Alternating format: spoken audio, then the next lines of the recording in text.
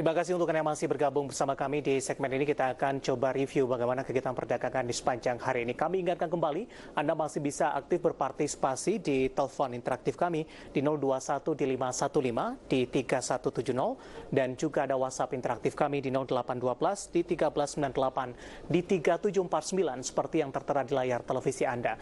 Anda bisa bertanya secara langsung terkait dengan koleksi saham Anda sampai sejauh ini, ataupun Anda ingin masuk kepada saham-saham tertentu, level menarik berapa saja yang bisa di menengah dan juga untuk jangka panjang. Dan untuk mereview perdagangan di sepanjang hari ini, kami sudah terhubung melalui via Skype bersama dengan Bapak Wisnu Prambudi Wibowo selaku dari Head of Research maksud kami FHC Sekuritas Indonesia. Kita akan langsung sapa saja.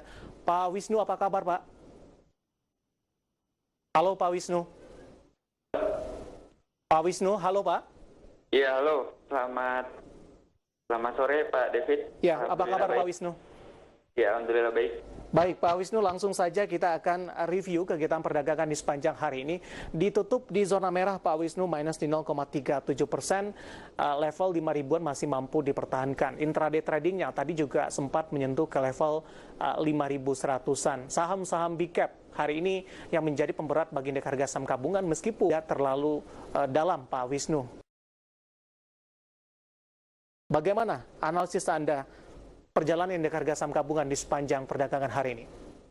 Ya, kalau kita lihat memang di hari Jumat ini jadi wahana profit taking ya pelaku pasar, karena memang kalau kita lihat indeks ini sebenarnya sudah mengalami kenaikan cukup signifikan gitu ya. Kalau kita lihat sepekan ini sebenarnya indeks itu sudah naik 0,9% gitu ya. Walaupun memang kalau kita lihat hari Jumat itu ada penurunan atau take profit gitu ya. Kalau kita lihat memang pelaku pasar itu banyak melakukan aksi jual gitu ya pada saham-saham yang big cap. Ambil contoh seperti perbankan ya, kalau kita lihat misalkan BBCA, BBRI, kalau kita lihat hari ini sudah mulai dilakukan penjualan. Namun ada yang menarik yaitu saham-saham tambang yang justru mulai diakumulasi lagi nih kalau kita lihat. Makanya pada hari ini ada kenaikan cukup signifikan di sektor tambang gitu ya kalau kita lihat hari ini.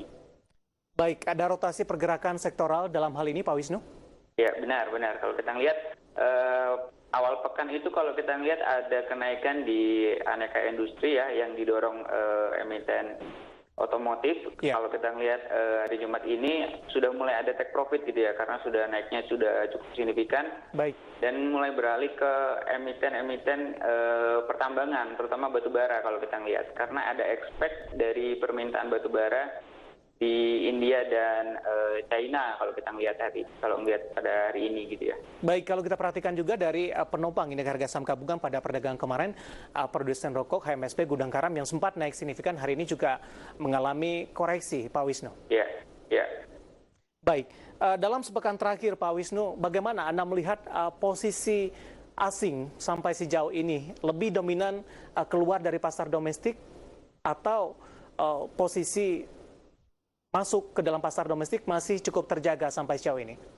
Kalau kita melihat posisinya adalah dana asing itu posisinya sangat volatile sekali ya. Artinya kalaupun ada net buy beberapa hari yang lalu, maka akan sangat cepat juga terjadi net foreign sale juga. Seperti hari ini itu ada net foreign sale 400 miliar gitu ya. Kalau kita melihat pergerakan asing itu masih sangat volatile. Artinya mereka masih belum bisa bertahan lama gitu untuk di pasar modal kita. Itu yang kita amatin gitu ya pekan ini. Baik, Pak Wisnu, dengan kondisi yang ada saat ini, kemudian posisi dari indeks harga saham gabungan yang ditutup di zona merah meskipun tekanan yang terjadi tidak terlalu dalam, bagaimana Anda melihat proyeksi untuk pekan depan, Pak? Kalau pekan depan dari domestik itu sebenarnya tidak terlalu banyak sentimen ya, artinya data-data domestik itu banyaknya di awal pekan, di awal bulan ini maksud saya.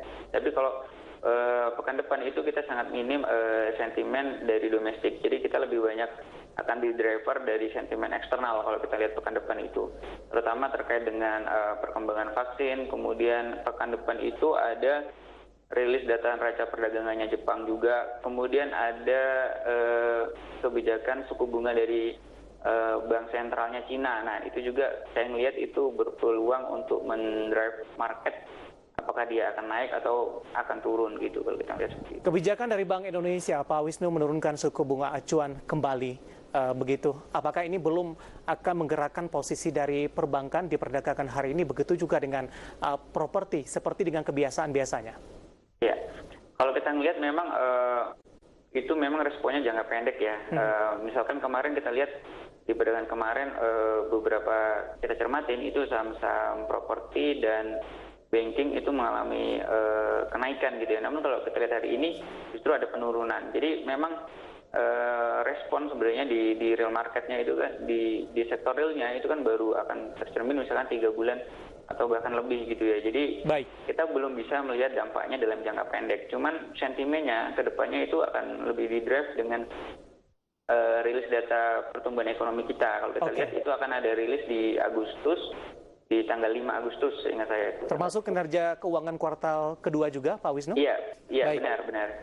Pak Wisnu, menarik, kita akan jeda terlebih dahulu. Di segmen selanjutnya nanti kita akan coba lihat sama apa saja yang Anda rekomendasikan. Pertanyaan sudah banyak yang masuk di WhatsApp interaktif dan kita juga masih menunggu partisipasi dari pemirsa IDX Channel di telepon interaktif kita. Kami akan segera kembali pemirsa di IDX Second Session Closing sesaat lagi.